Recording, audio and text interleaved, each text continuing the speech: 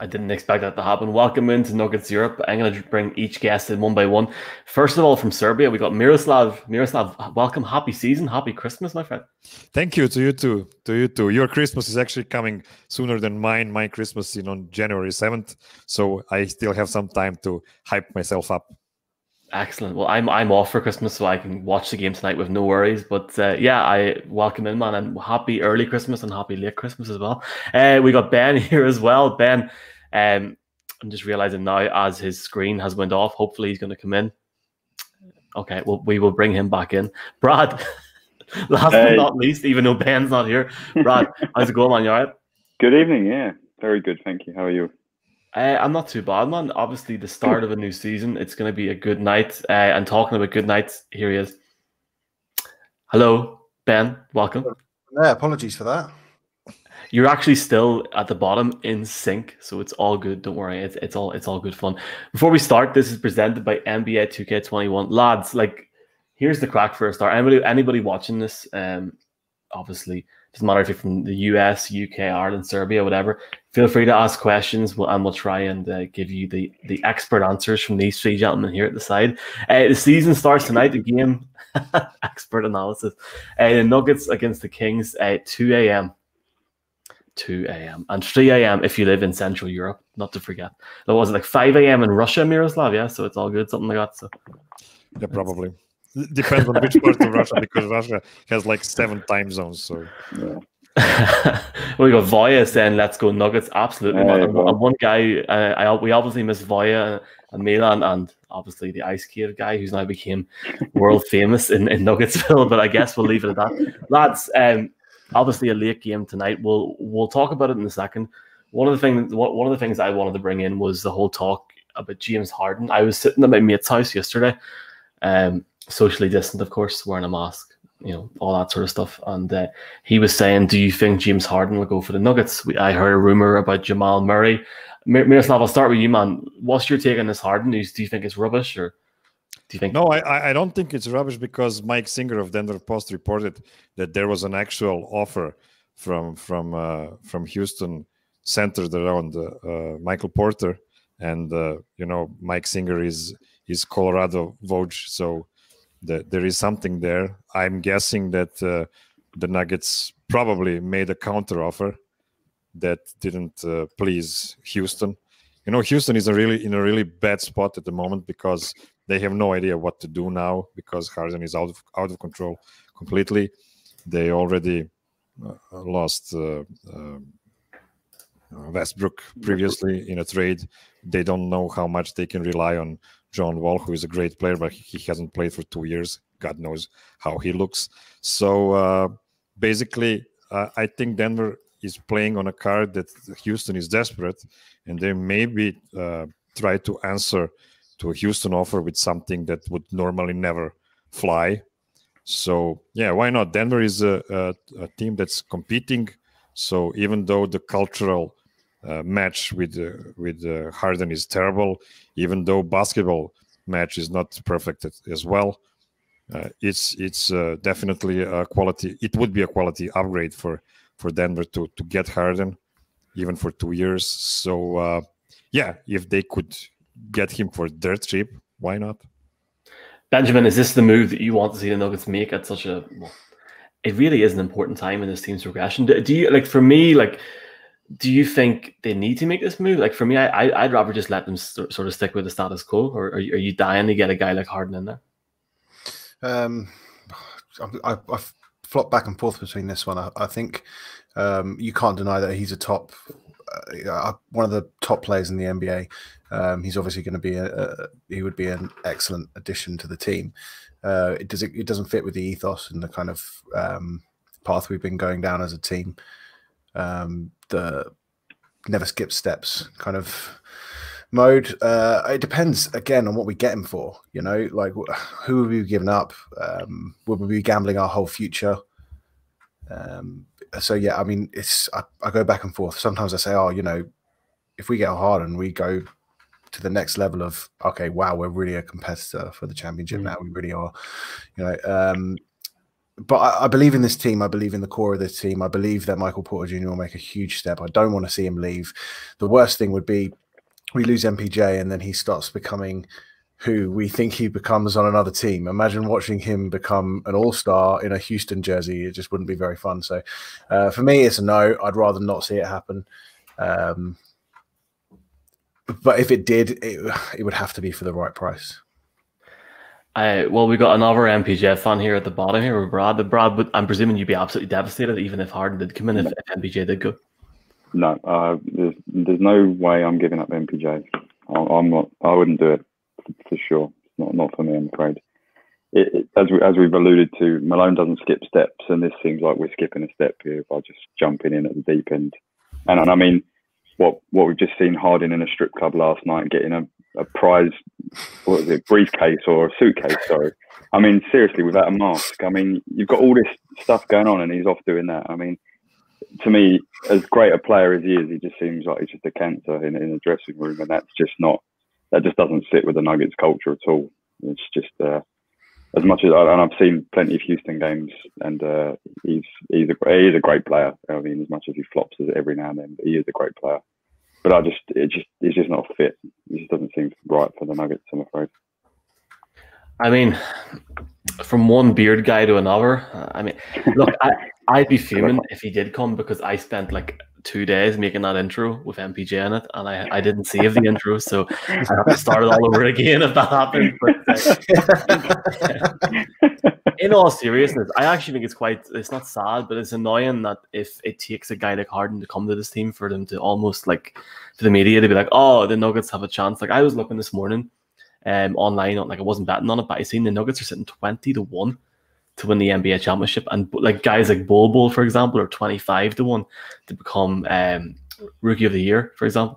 I just think there's, again, and it unfortunately stems from last season where they almost aren't being given the same recognition that maybe other teams in the same conference maybe are getting. It's a bit unfair, especially, lads, when the team is so young and has so much potential, and they have tried to bring in a few upgrades in the offseason, which we'll talk about in a second. I want to jump, lads, if you don't mind, just on the preseason, because Miroslav, I haven't. I mean, I know Benjamin and Brad, I was speaking to you lads before the Warriors game, but Miroslav, just looking at the preseason performance, because I know you guys have had a couple of shows on the Serbian show. Obviously, lost by a couple of points to the Warriors, which it wasn't a big deal, the result, but beating Portland by 20, 30 points, and then, twice by a decent distance. What's been your thoughts on this rush preseason, Miroslav? Because I know it's different sports, but you've seen different American sports, for example, like the NFL didn't have a preseason, and I think they're struggling now. So do you the whole 3-game slate, what was your thought on it? Well, the 3-game slate is pretty much similar to the normal preseason we've seen last year as well. I don't think there was more than 3 preseason games last year, because they've tried to make it shorter so the season would start earlier, so they would have less back-to-back games and such things. But now the season is condensed. We have 72 games in like 140 days. So, of course, they had to go with a short preseason as well. I would say those 2 games against Portland, that was a combined plus 64 against Portland, who was proclaimed as the top 3 favorite in the West by many nationwide media, which is ridiculous, completely ridiculous. I mean, I have a lot of respect for Dame Lillard, but that defense will not be good again. You cannot have a great defense with both Lillard and McCollum there. You would have to have like 3 Giannis's behind them to cover everything, because those guys are playing defense like matadors, going to the other side of the player. So basically, yeah, it's a really bad matchup for Portland. Actually, I mean, they don't have a good matchup against most of good Western teams, because they have such a small backcourt. Nuggets backcourt is also small, but Harris and Murray are much better defenders at this point compared to Lillard and McCollum. So it's not easy to get a lot of data points from these 2 games, because if it was 2 different opponents, then we could say we can play against this style, we can play against that style. This is just a bad matchup for Portland. I'm glad that we've seen like 40 attempted threes in both of these games, which is really encouraging. We didn't have that. We had a much faster pace compared to last season, which makes sense because now we have Facu Campazzo, now we have Hartenstein. We have a lot of new guys that can run, and it should be a really, really fun season ahead of us. And Ben, obviously, I don't want to start taking words out of your mouth, but Paul Millsap had a really big couple of games, albeit in the preseason against Portland. Yeah, he did. And I mean, look, he was in the right spots, and Jokic started making it happen. And I think one thing I noticed about Paul Millsap, if he starts well, if he starts the game well, it affects him so much. If he starts the game badly, he has a couple of missed bunnies, as Chris Marlowe would say. It really does affect him going forward. And I feel like he started those last two games against Portland so well in the right spaces. Jokic found him for a couple of really easy buckets, and it was great to see. And I think that's going to be a theme, I think, running through the season. I think if we get Paul Millsap starting well, his confidence goes up. Then we'll see great things from him. We'll see, old school Paul Millsap, maybe not with the same amount of hops, but we'll still see him with the defensive anchor. We'll still see him getting in the right spots, playing good defense, playing good offense, and being a general threat. The one thing that I do really, really like to see from the preseason, which I really enjoyed, is I loved watching Murray picking up Steph Curry in the first game. Picking up Dame Lillard in the second game, the first game against Portland. Obviously, Lillard didn't play in the second game against Portland, but it's good to see his defensive, the way he's moving on defense. Even last season, I noticed the difference. But I mean, I just love to see him working on that side of his game, because that was obviously a question mark in previous seasons. So all up for Murray, and yeah, I just think brimming with confidence going forward. A massive shout out to Voya for his video editing skills. This guy saved us tonight, boys. I'm not going to lie. Brad, if you're like me and you found it difficult to watch the preseason, I'm not going to lie, lads. I watched the Warriors game live and I caught up in the other two. But for me, Brad, the guy that started for me was Campazzo. Just because I'm going to be biased. As far as I'm concerned, he's not from Argentina. He's from Spain. So I'm just going to use that as a thing. Years. But I mean, did you even get a chance to see Campazzo in the first 2 or 3 games? Or sorry, yeah, Campazzo. Campazzo. Yeah, don't ask me to say it. It's far too difficult for an Englishman. He's an intriguing character. I mean, he's going to be an ultra competitor, and he's going to be one of those annoying guys that everyone hates to play against, right? And just always in your face all the time. I mean, he's all over the shop. I mean, just looking at these highlights now, look at him weaving in and out, looks for the pass, flips up, nice out there as well. I think he's going to be a really intriguing fight. I think the guy that I like the look of is Hartenstein. I don't know much of him, I have to say, and I think he looks really good. I think he's going to be a really nice fit, I think. And there he is. Yeah. He's quite tall, isn't he? He's good there. Yeah, he's tall, yeah. He's like a Christmas tree, he's that tall. He was in Houston, right, last year? He was, yeah. Yeah, I don't remember seeing. I mean, I saw Houston last season, and I don't remember seeing him play. Which is odd. He was too tall to play for Houston. Yeah. He's 7'1". Do we need to say anything? We just watch this for the rest of the talk. Yeah? It's nice watching, though, isn't it? Like he's taller than my focus. Yeah. That's not a bad thing. Guys, shout out. I mean, did anybody else stand out to anybody during the preseason before we look at tonight's game? Miroslav, was there anybody for you? Or? I'm happy with everybody we've been able to see. We didn't see Greg Whittington because of the injury, and now we know that we will not be seeing Green because he also have an injury for tonight. It's I know we will speak about it later on, but it will be really intriguing to see if Bol will be in the rotation now that JaMychal Green is out of the game, or maybe it will be Zeke Naji. Both of these guys had some really good minutes in the preseason, and Both of them are, how to say, quite strange players, especially, of course, Ball. But Whittington also has, Naji also has a really good outside shot. So we will see. Naji looks really, really ready for NBA play, which is really interesting because he's only one and done guy. So he seems to be the most ready of them all, out of them, which I had the chance to see. So basically, I'm really happy about every addition they made. Tim Connolly is a wizard. He did it again. So yeah, we are a bit thin on the wings compared to last season. But you know what? We've lost Torrey Craig. Now we have PJ Dozier playing on his spot. PJ Dozier is a better offensive player comparing to Torrey Craig. And honestly, I think PJ is even a smarter defender. We will see. Of course, that will have to be proven during the season. On the other hand, we've lost Jeremy Grant. Hopefully, Michael Porter will make enough defensive strides this season, so he gets to be maybe not a neutral defender, but just a slightly below average defender. That will be good enough for him to stay on court. And when you see Hartenstein, he honestly looks like an upgrade comparing to Plumlee.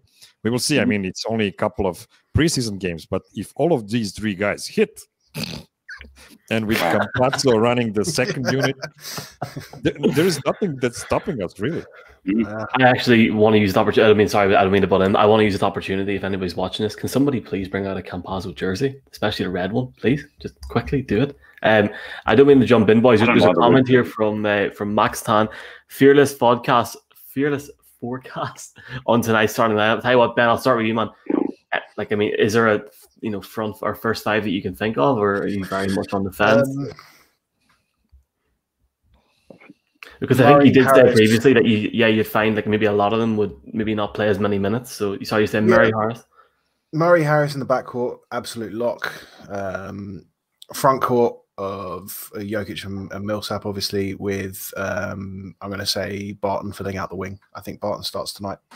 I don't think Barton will start throughout the entire season. I think something will change. I think that's where we're going to see the most kind of chopping and changing, obviously, at that 3 spot. But I think Will Barton will start tonight. Look, Michael Porter Jr. played really well off the bench. So I think,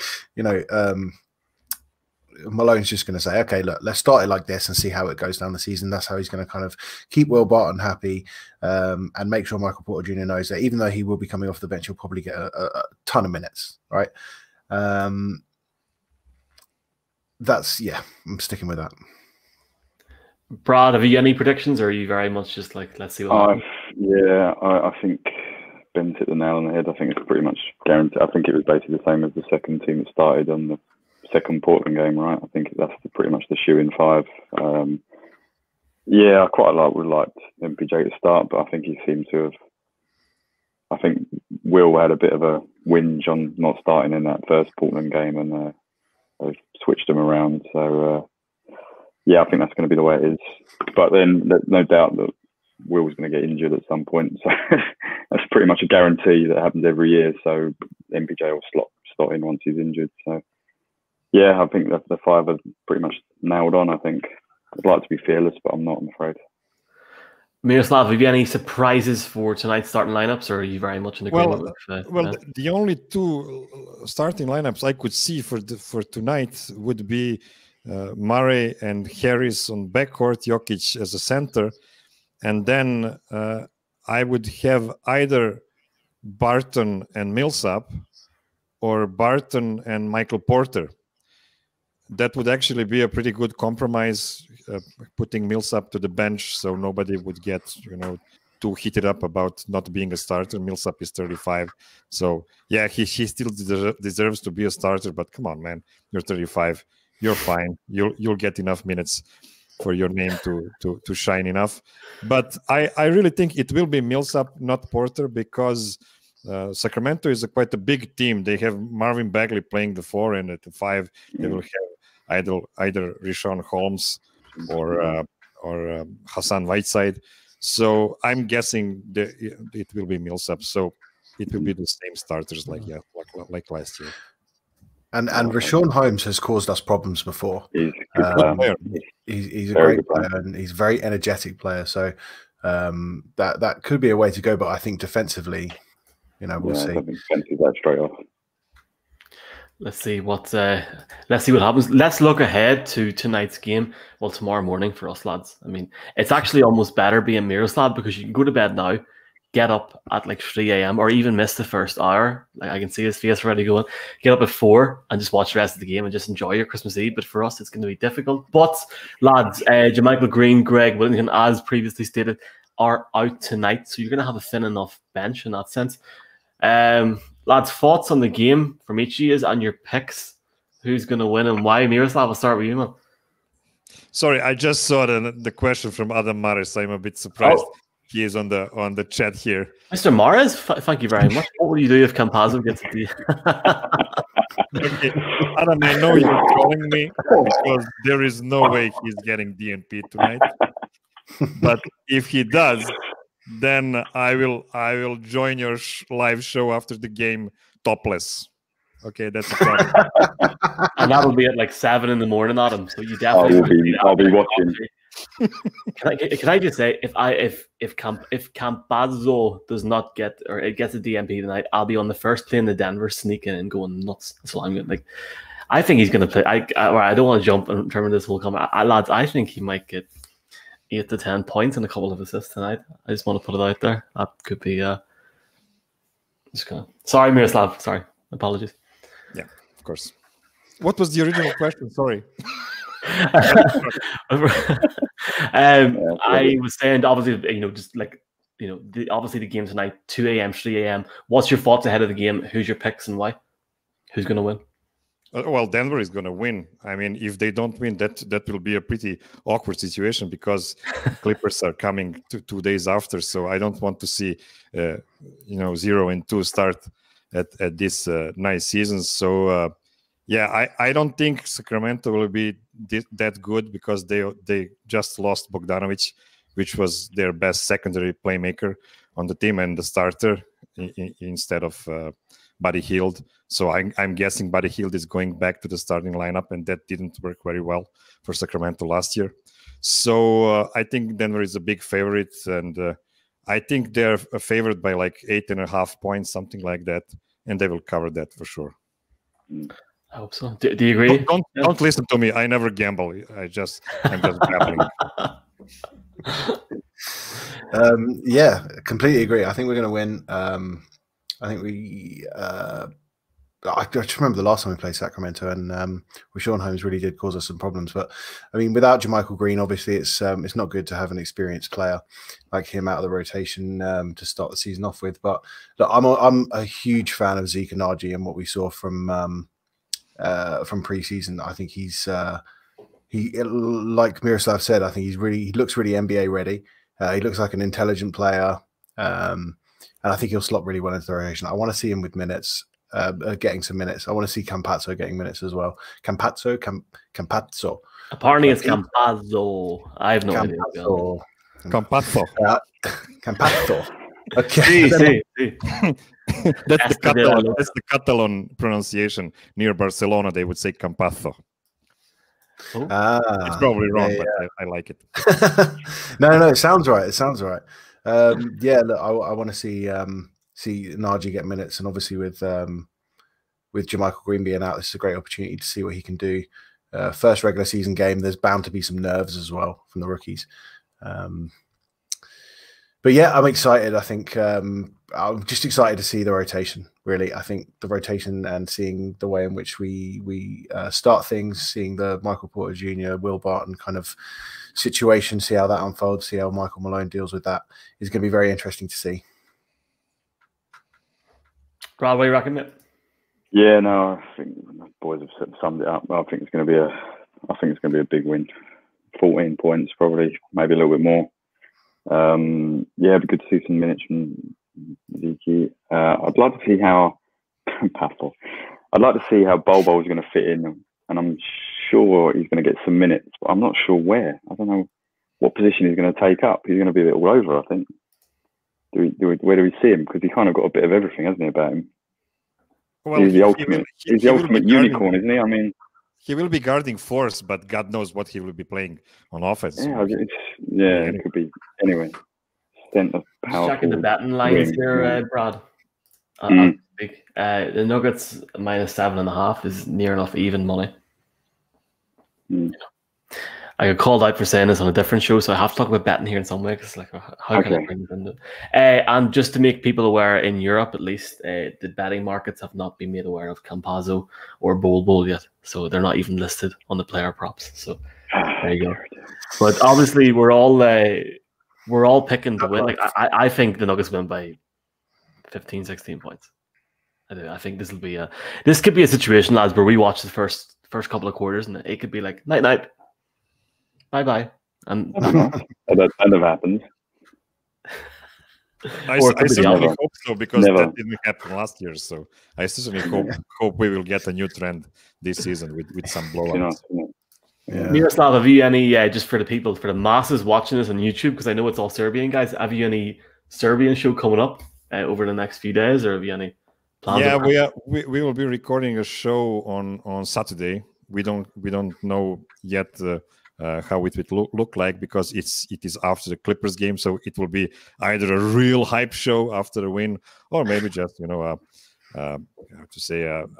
very conservative show after a terrible loss.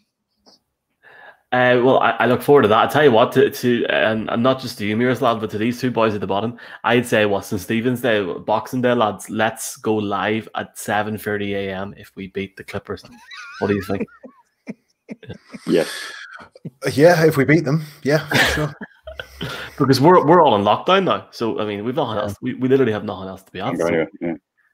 Listen, I kind of think that, like, as much as I love to see the Lakers lose, seeing the Clippers win last night was a bit like, for us, seeing the reactions of, like, national media and then the Twitter reactions and stuff. It's like, oh no, right, Clippers are definitely going to be the 1 or the 2 seed. It's like, if they had at least if they'd have got beaten, it would have been like, nah, Nuggets are still, definitely just a little bit, just a click above where the Clippers are. But now it's going to go back to the old Battle of LA, and we're going to have to upset another one of them. And obviously a big shout out for Sky Sports, who are not putting our game on tonight. They're putting on the Mavericks at the Suns. But as you can expect, Christmas Day, Boxing Day, St. Stephen's Day, full slate of games. The Nuggets are on there at 3:30 in the morning. Brad, you were saying there, should we do a prediction on total wins for the season? Do you want to start us off? How many wins are the Nuggets going to get this season? Tell you what, not just that there, Brad, but like, so I know I've just started a shout over you there, but not just your number, but how far will they get as well? 51 Western Conference Final. 51 is a lot. 36 is 500. I'm going for it. 51. It's a condensed season, right? Yeah, that's 30 games above 500. Going for it. Big. Wow. Here for number 1 seed. Done it. Right. How many total games in the regular season? 72. 72. Right. 71. 36 is half. So go from there. 70. Right? 70. You said 61, Brad. No, 51. 51. Oh, 51, right. Okay, well, so hard to say. Maybe, I don't know, 45, maybe. I don't know. I think we're going to have maybe between 40, 45. It's 72 games. Yeah. 40 is low. 72 games? Yeah, 40 is too low. I could see 50 happening. One game over. Do you know what? I thought you said 61. 51. I said 51. Microphone. Yeah, no, that's still 51-21. That would be amazing. Yeah. I'm gonna say 49. I'm going to say the Western Conference Finals. Now, we've seen our friend Evan had an article on the Denver Stiffs the other day talking about, can this team get to the finals? I don't know, man. Western Conference Finals, yeah. I think the West is stacked though. Like you seen, but then again, last night, like watching the Warriors last night was like, woof, woof. So hopefully we won't be like that tonight. But who knows? We could go after Steph Curry for a laugh if he's one place. Get a couple of trades in. Yeah, I would say 49 is spot on. It's so much different than Brad's 51 and Benji's. It's so much different. And I would say they will be playing Western Conference Finals 7 games. I don't know if they win, but they will go to 7 games in Western Conference Finals. This is our next. All I want is for Ice Cave guy to start shouting Nuggets in 7. We're going to game 7. That's all I want. That happened too quick in August and September, so that needs to happen again. But boys, it's hard to believe it's the first game of the season tonight. I hope wherever you're watching this around the world that you enjoy the game tonight, and just everybody, if you're celebrating it, obviously, and even if you're not, Merry Christmas. Have a great holiday season. And I will try and muster the energy after the 26th to do a game after the Clippers game. Lads, we're not going to go live on Christmas Day. Like, it's not happening. So I'm just going to say now we're going to go 2-0. 2-0. We're going to beat the Clippers on Christmas Day. 100%. Yeah. 49 games to go after that.